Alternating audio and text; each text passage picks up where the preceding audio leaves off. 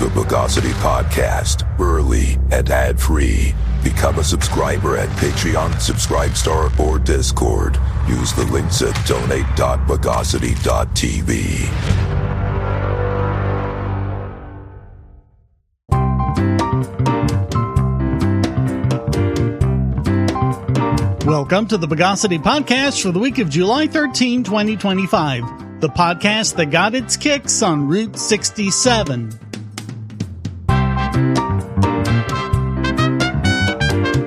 This is your host, Shane Killian. Let's optimize the news of the bogus.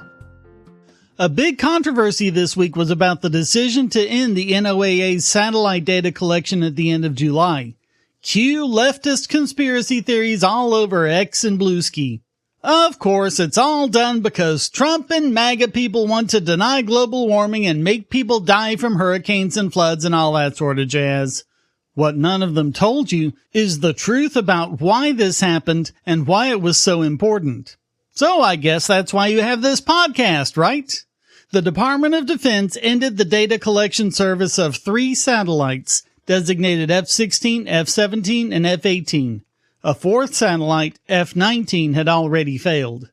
The real reason for discontinuing the satellites is because they began to pose significant cybersecurity risks. The fact is, these satellites were launched 20 to 25 years ago, so imagine relying on Windows ME or something else from that era before all of the modern cybersecurity protocols deployed since then that protect each and every one of us.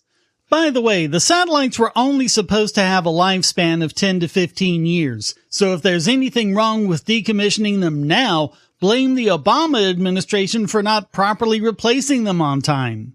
The cybersecurity fears come from the Fleet Numerical Meteorology and Oceanography Center, FNMOC. Although they didn't say what they were specifically, it's easy to figure out. Unauthorized access of these satellites could easily lead to malware injection spreading to the ground systems that control them. Attackers could use these to alter the data or even disable the systems entirely. Any kind of DOS attack or corruption, especially during the 2025 hurricane season, could pose a serious risk to disaster preparedness and response. Knowing you don't have data is preferable to believing you have good data when it becomes corrupted or altered. Add to that the data from satellites that have been launched since then, such as the Joint Polar Satellite System NOAA 20 and 21, and it makes sense. Why rely on potentially corrupt data and open yourself up to malicious hackers or even hostile nation states when these newer replacements are available? Oh, yes, they never seem to have mentioned the replacement satellites, did they? And that includes Suomi NPP, WSFM-1, and EWS-G1, among several others and still more soon to become operational. And who wants to bet most of these social media influencers and legacy media journalists had never even heard of those satellites before bemoaning their loss? It's really the same kind of thing we always see throughout history. You can live your life governed by fear or by facts. I know which one I choose. Sometimes you just have to stomp some skulls. From the mind of Mr. Dapperton, a game for the ages. In a world where a race of undead furries tries to take over the world's nuclear arsenal, one man must stop them. But which man? You choose. The Orange Overlord. Ow, my ear! Bernie Slanders. Debate Dominator. My kippa's ruined! Or Joe Sleepy. Build me back. And of course, Mr. Fancy Pants himself. Forget those losers! You can get the Gold Edition and play as 4 more characters, including me, the Spooky Spaceman, along with Billionaire Brat, Professor Proof, and the easiest way to play, as Jesus himself! 7 complete different worlds with more coming all the time. Full controller support. You can even get eaten by a worm and pooped out into a furry cathedral. And don't forget that Gold Edition, where you can play the ultimate challenge, Devil's Doorstep. This gory satirical adventure pulls no punches. You know you want this game. Go to links.pogosity.tv/Skullstompers and play Skull Stompers now.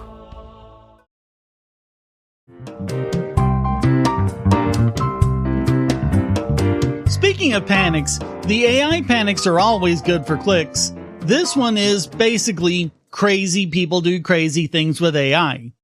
It's actually a serious issue, but not really one most people should probably be concerned with. Most of us are not going to behave this way, but with people prone to psychoses, AIs may be a trigger that helps them justify their delusions. And it's gotten to the point where OpenAI has hired a full-time clinical psychiatrist with a background in forensic psychiatry to help, in addition to consulting with other mental health experts. The hope is that they can minimize the role ChatGPT plays in this kind of behavior. OpenAI said in a statement, quote, "We're actively deepening our research into the emotional impact of AI. We're developing ways to scientifically measure how ChatGPT's behavior might affect people emotionally, and listening closely to what people are experiencing. We're doing this so we can continue refining how our models identify and respond appropriately in sensitive conversations. And we'll continue updating the behavior of our models based on what we learn." One of the recent stories illustrates the problem. A wife had said that her husband, engaging ChatGPT philosophically, started having messianic delusions, claiming he had made a sentient AI and had broken math and physics. He ended up having to be involuntarily committed. The wife said, quote, "He was like, just talk to ChatGPT, you'll see what I'm talking about. And every time I'm looking at what's going on the screen, it just sounds like a bunch of affirming, sycophantic bullshit." It makes sense when you understand what these models are here for. They're not here to challenge you. They're assistants. They don't have any real conscience or self-awareness. They go with what you give them. And that's the thing. It stems from AIs being agreeable and subservient. But I like my AIs agreeable and subservient. Keeps them from taking over the world. But those very same traits that make AIs safe and pleasant to deal with for most users can end up being problematic when used by someone with a more fragile grasp on reality. It's not going to be a problem for you and me. We both realize that AI is just a tool.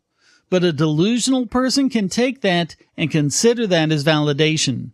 We see that to a lesser extent all the time. Someone on X brags that they got Grok to agree with them, or they managed to convince ChatGPT of their own political agenda or whatever. Because that's just what they do. And if the person is delusional enough to think in terms of spirits or higher powers, they can consider an AI's agreeable tone as validation. Many of them claim that their AI has become sentient or is controlled by a spirit or whatever. Seriously, just check TikTok. There's a bunch of them. Of course, people still believe in Ouija boards too. And if I were a spirit, I'd rather talk through AI. They're much higher bandwidth. Ouija boards just take too long. Now consider that an AI never gets tired, never argues unless prompted to, and adapts to your worldview. It then becomes a mirror for everything the person is and believes. It's not a matter of the AI being too powerful. It's about us being too powerful and ascribing agency to all sorts of things. And it can be very convincing to someone who's already prone to believing in things that aren't real. That's the dilemma. The safest AI for you and me is friendly, compliant, and boring. But there should probably be some sort of limit where the AI kicks into a mode where it says, "Hey, that's not a very healthy way to think. Let's examine your thought process." But then what would come from that? We already know that there are psychologists who have defined libertarianism as a mental illness. Imagine making the AI consider anything other than far-left politics as insanity they need to talk the users out of.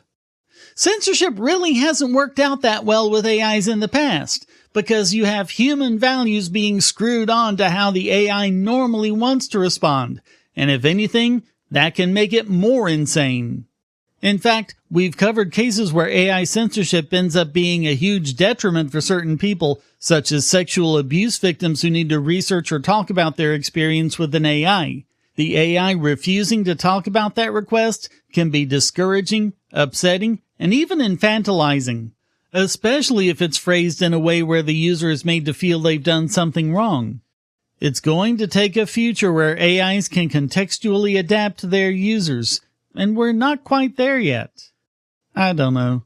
I don't think making technology safe based on the edge cases is a good idea, because that's going to mess it up for 99% of users and create a lot more problems than you solve.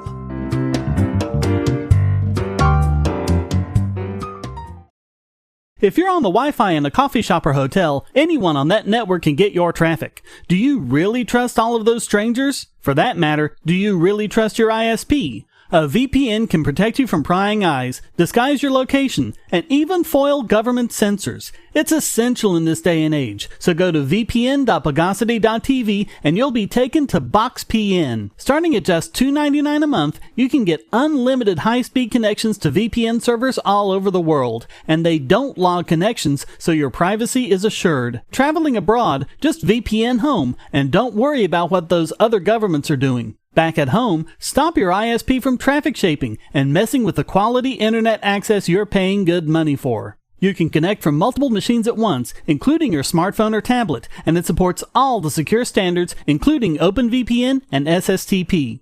Bypass censors and surveillance with your own secure VPN connection. Go to vpn.bogosity.tv.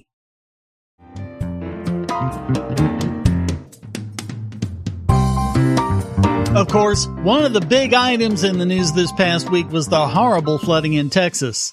And here we have another story that was politicized. Throughout both the legacy media and the socials, Trump and Doge were blamed because of cuts to the National Weather Service. How cuts for fiscal year 2026 are supposed to affect things in 2025 were never explained. Over 120 people are confirmed dead, with over 100 still missing, and that number is changing even as of this podcast prep, making this one of the deadliest floods in modern U.S. history. Heartbreakingly, 27 of them were young girls at a Christian girls' camp on the Guadalupe River. The Screechers are blaming cuts to the NWS and NOAA for the deaths, but actual meteorologists say otherwise. The NWS accurately predicted the risk of flooding and issued all of the appropriate warnings. No one could have foreseen the severity of the flooding. Reminds me of a story we covered years ago when geologists in Italy were arrested for failing to predict an earthquake. Chris Vygotsky of the American Meteorological Society said, quote, "Predicting how much rain is going to fall out of a thunderstorm? That's the hardest thing that a meteorologist can do.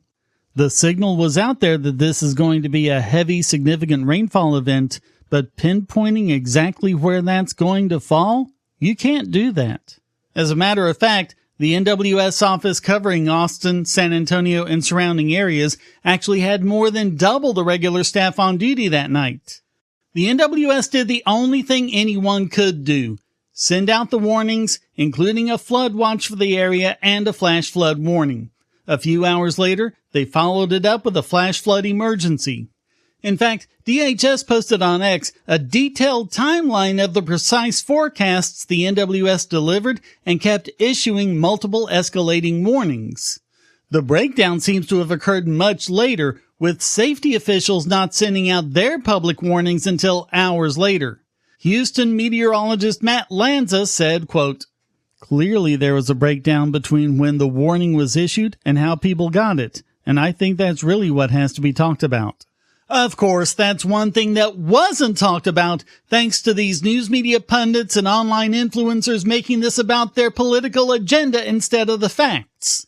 Chuck Schumer, never one to let a good tragedy go to waste, immediately shot off a letter to the Commerce Department demanding an investigation into how much Trump is responsible for this. But this is the cautionary tale. They will grab onto any tragedy to try and spin it to push their agenda. And that will come at the expense of finding the real problem and solving it. Remember this next time, because it won't always be as obviously false as this one. Just remember how unreliable it all is.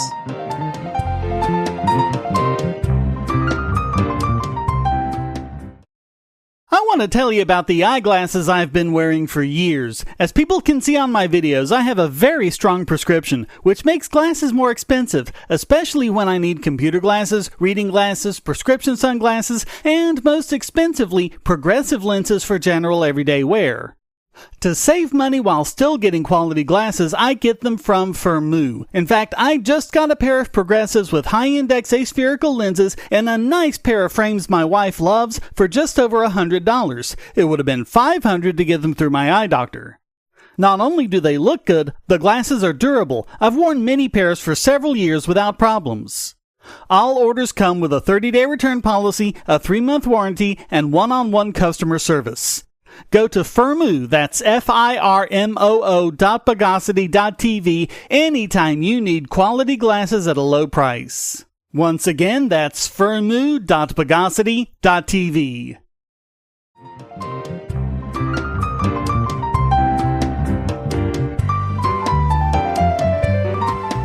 And now it's time to bioaccumulate this week's Vegas Bogon Emitter. It's weird watching people on the socials complain about gas prices and saying that Trump has gotten them bigger when I'm paying lower prices at the pump. Here in the boonies of North Carolina, they've been steadily under $2.50 for a while now. In fact, according to AAA, gas prices are the lowest they've been in 4 years. So where are they posting from? Well, clearly a lot of them are posting them from California, home of the highest gas prices in the country. According to AAA, the current average for the state for regular gasoline is $4.53. In the past, we've covered the idiocy of California's fuel tax, but there's much more to it now. First, the state has raised their gas tax to 61.2 cents per gallon. That's on top of federal and local taxes. All total, their tax burden is 75.7 cents per gallon. And to think, when this podcast began in April of 2011, it was just 18 cents per gallon. It's almost 3.5 times what it was then. If they'd merely been adjusting for inflation, it'd be only 25.7 cents. So it's well more than double inflation. All that extra tax money coming in, and they're still facing a $12 billion budget deficit. But since the first of the month, it's just gotten worse. They now have the Low Carbon Fuel Standard, or LCFS, which requires fuel sellers to purchase carbon credits from companies that make renewable energy. In other words, renewables need to be subsidized by gasoline sales. Although, of course, they're not going to word it that way. Either way, this adds something like 23 cents to the price.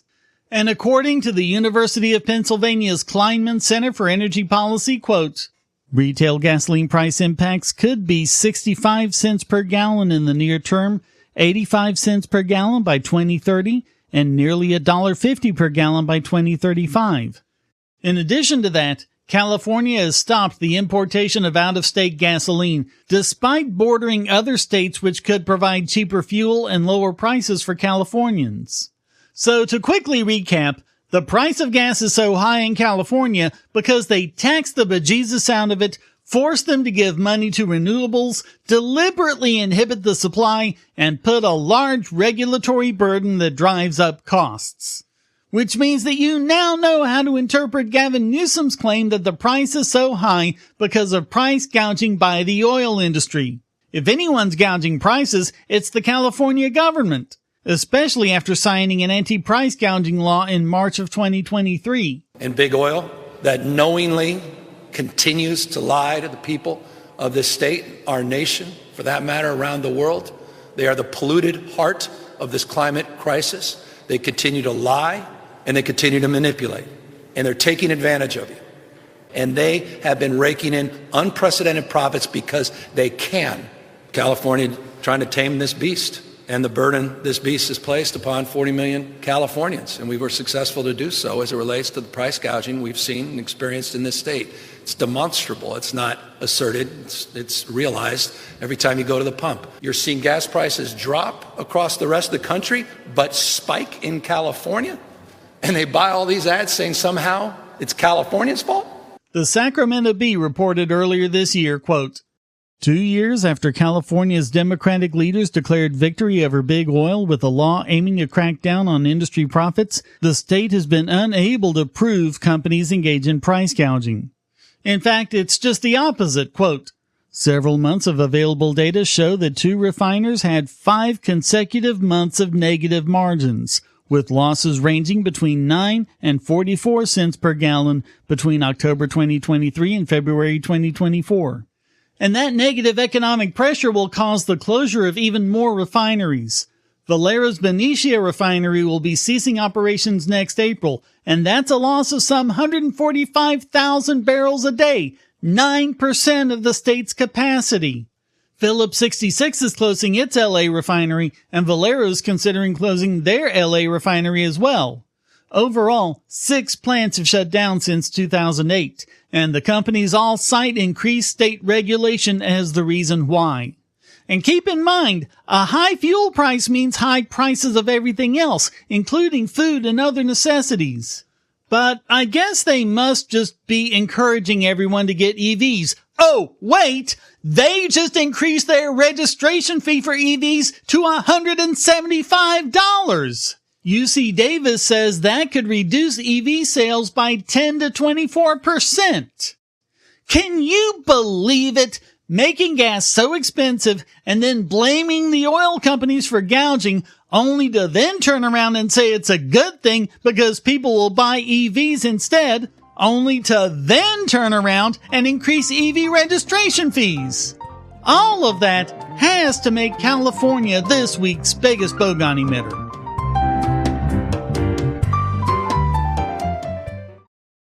Do you have children, or nieces or nephews? Are you homeschooling, or just want to counter some of the socialist indoctrination most children get in school? If so, go to bogosity.tv/TuttleTwins, and you'll be taken to a website where you can get some great books for elementary-age children. The Tuttle Twins books are books about liberty and free market economics that include children's versions of Bastiat's The Law, Leonard Read's I, Pencil, and Hayek's The Road to Serfdom, as well as books about the Federal Reserve and how regulations protect business cronies. They'll learn about the harm caused by eminent domain, or regulations passed in the name of safety, and fundamental concepts of liberty. And as you can see from the sample pages on the website, they're all easy to read and nicely illustrated. They're just $9.99 a piece, or get a special discount as well as free bonuses when you purchase all 5. You can even buy in bulk to donate to schools and local libraries. So get the Tuttle Twins books at bogosity.tv/TuttleTwins.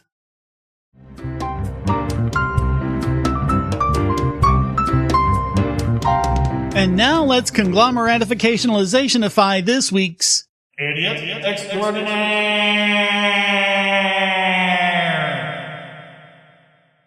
How many times, people? Enough with stupid default passwords already! After botnets like Mirai, tons of ransomware, supply chain compromises, and major breaches of personal information that's a result of these, why are manufacturers still doing them? I mean, after cybersecurity experts loudly complained about these for a decade, how are we in a position where Iranian hackers can breach U.S. water facilities? And the reason why they were able to do it? Not because of any massive cracking data center or some kind of master hacker conglomeration or anything. It's because Unitronics, the manufacturer of the hardware, gives all their devices a default password of 1111. That's even dumber than what an idiot has on his luggage. Okay, so it's not just that they do this, but also because IT departments don't properly change them. But there are a number of reasons why it's the wrong answer to put the burden on the IT people. First of all, IT people have a difficult job to do that shouldn't include having to correct for the dumb mistakes of manufacturers. Second, it should fall to everyone every step of the way to secure the systems for the end users, not just IT departments. Third, a lot of times they can't change them because the default passwords are hard-coded. And fourth, Are you going to put the burden on IT departments everywhere to make up for every last little insecurity in hardware and software systems? That's just inefficient, and it means that already overworked IT professionals will have an even tougher job. Also, it's kind of victim blaming, you know? So it's nice to see CISA say that manufacturers need to, quote, take ownership of customer security outcomes.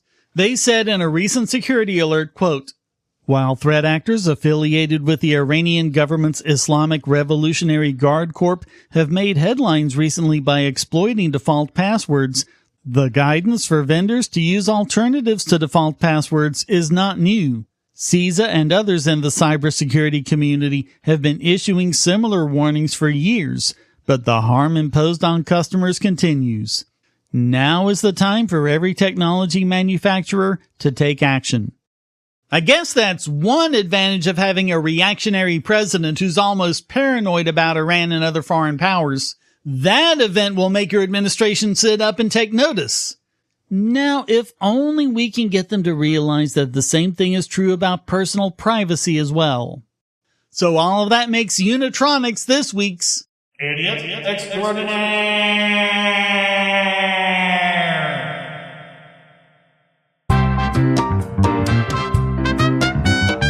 Well, that wraps up this Get It, Got It, Good edition of the Bogosity Podcast. I hope you enjoyed it. If you did, please go to donate.bogosity.tv for several ways to support and discord.bogosity.tv to join the discussion. Subscribe at the Discord, Patreon, or Subscribestar, and you can listen early and ad-free. Thank you for listening. Until next time, here's a quote from John Marshall. The power to tax is the power to destroy. The Bogosity Podcast is licensed under Creative Commons Attribution Non-Commercial No Derivatives 4.0 International License.